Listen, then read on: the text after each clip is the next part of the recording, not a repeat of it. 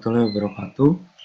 Anak-anakku semua, kita bertemu lagi di pembelajaran tema 2, subtema 2, pembelajaran 1. Ya, sekarang kita sudah masuk ke subtema 2.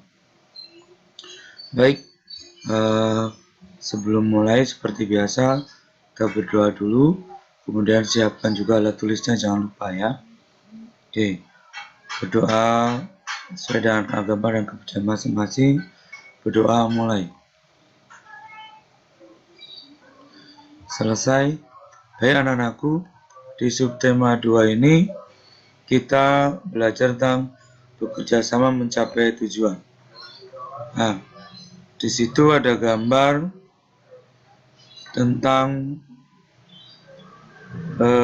pejuang ya, yang sedang memegang bambu runcing.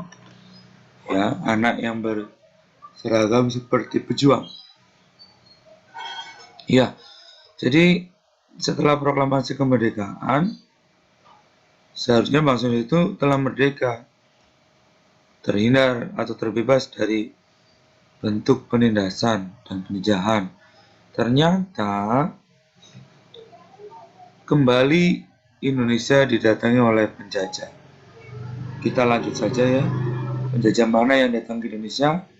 Nah, baca teksnya. Perjuangan mempertahankan kemerdekaan Indonesia.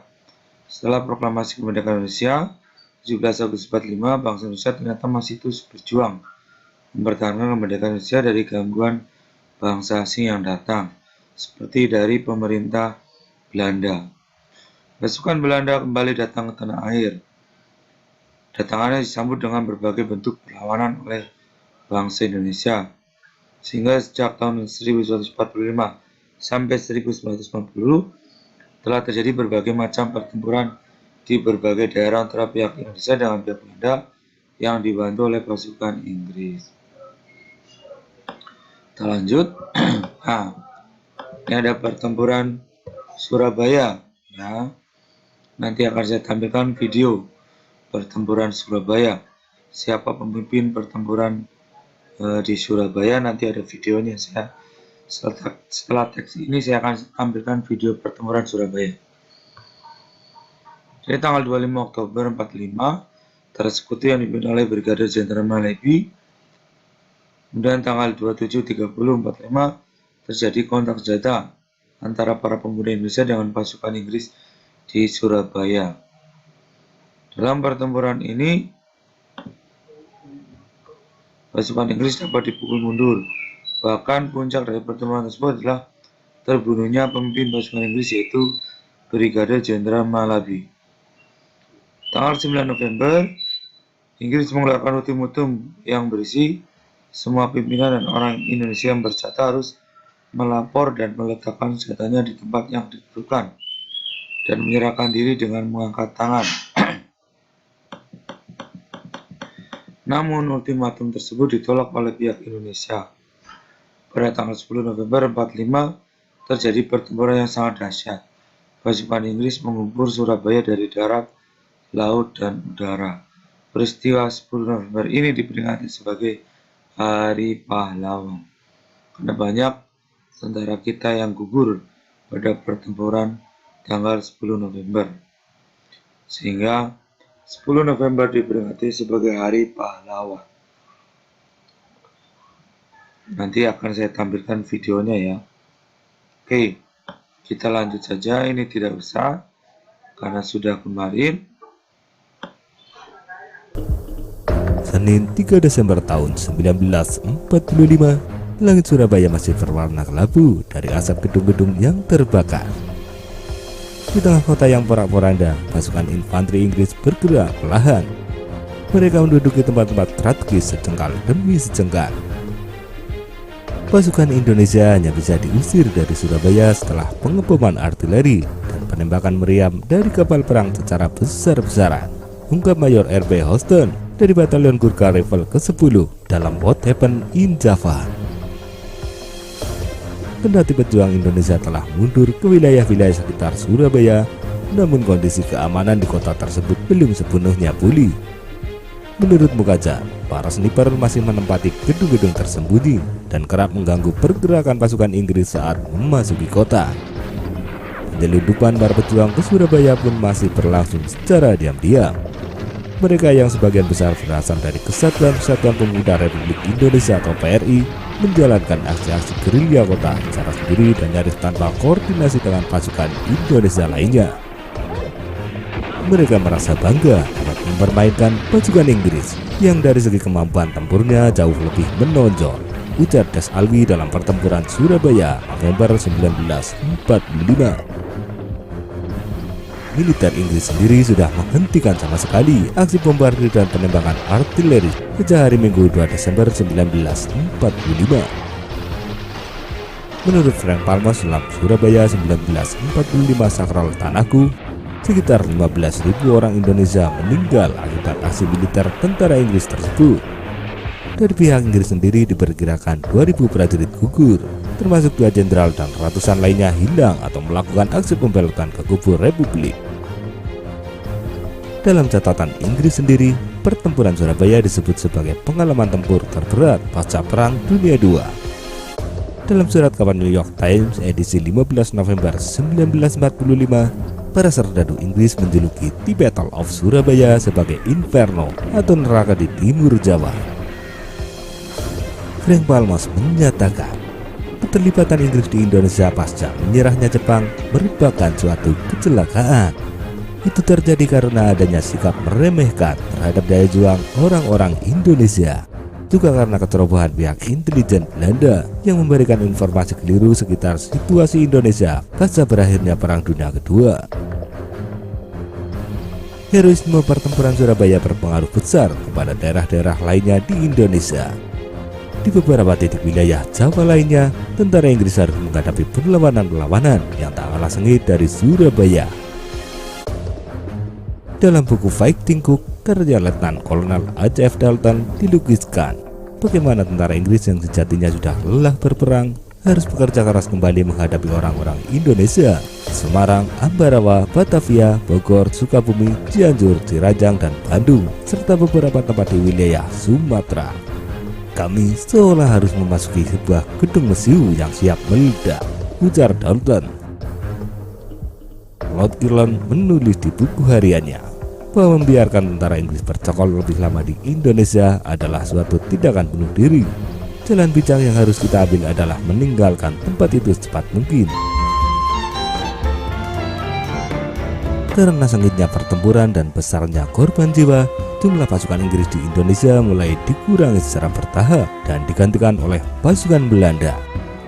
Belanda yang memiliki kemampuan tempur di bawah Inggris menjadi bulan-bulanan pejuang Indonesia. Mereka terselamatkan oleh perjanjian-perjanjian gencatan senjata yang selalu saja mereka ingkari. Yang bisa mereka lakukan hanyalah membantai rakyat sipil yang sama sekali tidak mempunyai kemampuan bertempur. Selanjutnya kita belajar tentang kalimat efektif. Ya, kalimat efektif adalah kalimat yang mengandung gagasan pembicara atau penulis yang terdiri atas kata-kata yang mempunyai unsur SPOK. SPOK itu subjek, predikat, objek, keterangan. Ciri-ciri kalimat efektif: memiliki unsur penting atau pokok, minimal unsur subjek dan predikat, menggunakan struktur bahasa yang tepat, memenuhi kaidah ejaan yang berlaku. Baik, jadi kalimat efektif adalah kalimat yang mengandung gagasan pembicara atau penulis yang terdiri atas kata-kata yang mempunyai unsur SPOK, subjek, predikat, objek, keterangan. Ciri-ciri kalimat efektif: memiliki unsur penting atau pokok, minimal unsur subjek dan predikat, menggunakan struktur bahasa yang tepat, memenuhi kaidah ejaan yang berlaku, menggunakan pilihan kata diksi yang tepat dan sesuai kebutuhan. Baik, coba saya akan tunjukkan contoh kalimat efektif. Ini contoh kalimat efektif. Jadi Bung Tomo memimpin rakyat di Surabaya. Bung Tomo itu subjek, ya. Memimpin itu predikat, rakyat itu objek,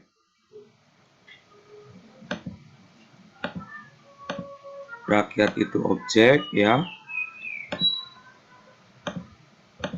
Di Surabaya itu keterangan, ya. Jadi ini ada unsur subjek, predikat, objek, keterangan. Ini berarti sudah termasuk kalimat efektif. Kemudian ejaannya Bung Tomo. Ini awal kalimat besar, nama orang. Kemudian di Surabaya nama kota juga hurufnya besar. Yang kedua, para pejuang. Ini adalah subjek, bertempur itu objek, predikat. Kemudian dengan penuh semangat ini keterangan. Ya, ini contoh kalimat efektif. Kita lanjut. Kemudian ini tidak usah, kita lewatin saja. Ini juga nggak usah karena kerja kelompok. Sekarang kita akan belajar tentang adaptasi makhluk hidup. Ya, ini contoh adaptasi makhluk hidup pada hewan. Apa kamu pernah mengamati ayam, bebek, ikan, dan cicak? Coba kalian amati. Ayam, paruhnya seperti apa? Kakinya seperti apa? Dan bebek, paruhnya seperti apa? Kakinya seperti apa? Ikan, cicak. Ini contoh adaptasi makhluk hidup, yaitu pada hewan dengan organ-organ tubuh yang berbeda dengan kegunaannya. Ya. Ini ciri-ciri hewan ayam. Ciri-cirinya bagaimana? Bebek seperti apa? Ikan seperti apa? Cicak seperti apa? Nah, nanti ini bisa kamu jawab. Ini buat latihan aja. Yang ini buat latihan. Silakan diisi ya. Sekarang kita lanjut ke teks tentang bebek. Bebek memiliki ciri khusus yang disesuaikan dengan tempat tinggalnya. Bebek hidup di darat namun tidak mencari makan. Bebek biasanya berada di air. Ciri khusus yang dimiliki bebek untuk mencari makan berupa paruh yang agak panjang dan lebar pada bagian ujungnya. Bebek mencari makan di air seperti kolam, sungai, sawah, atau danau yang dangkal. Bulu bebek dilapisi oleh minyak sehingga tidak basah jika terkena air. Ketika bebek keluar dari air dan berada di darat, bebek biasanya mengibas-ibaskan bulunya, sehingga air yang menempel di tubuhnya keluar. Apa yang akan terjadi jika bulu bebek tidak dilapisi minyak dan air menyerap ke tubuhnya? Selain itu, bebek juga memiliki ciri khusus lainnya, yaitu selaput pada kakinya. Selaput tersebut digunakan untuk berenang. Jadi, paruh bebek, bulu bebek, kaki bebek itu dibuat seperti itu karena ada manfaatnya. Ini contoh bebek. Banyak juga hewan-hewan yang lain. Nah, kamu disuruh mencari hewan yang lain. 3 aja hewannya. Ya. Di sini kamu cari 3 hewan. 3 hewan yang lain yang mempunyai ciri khusus dan kegunaannya. Terus habitat itu hidupnya di mana? Jadi hewan ciri khusus, namanya kayak bebek, paruhnya untuk mencari makan di air. Kemudian kakinya bisa berenang, tempat becek juga bisa. Bulunya berenang di air, biar air tidak masuk atau tidak tenggelam. Habitat di air dan tanah basah. Ini contoh. Kamu cari 3 hewan yang lain ya, diisi seperti ini. Nanti dikumpulkan oleh guru kelas masing-masing.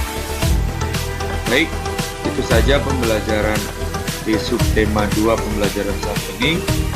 Nah, kamu boleh mencari sumber materi yang lain. Ya, baik, mungkin itu saja pembelajaran pada pagi ini. Terima kasih sudah menyimak. Kita bertemu di pembelajaran yang kedua dan terima kasih. Assalamualaikum warahmatullahi wabarakatuh.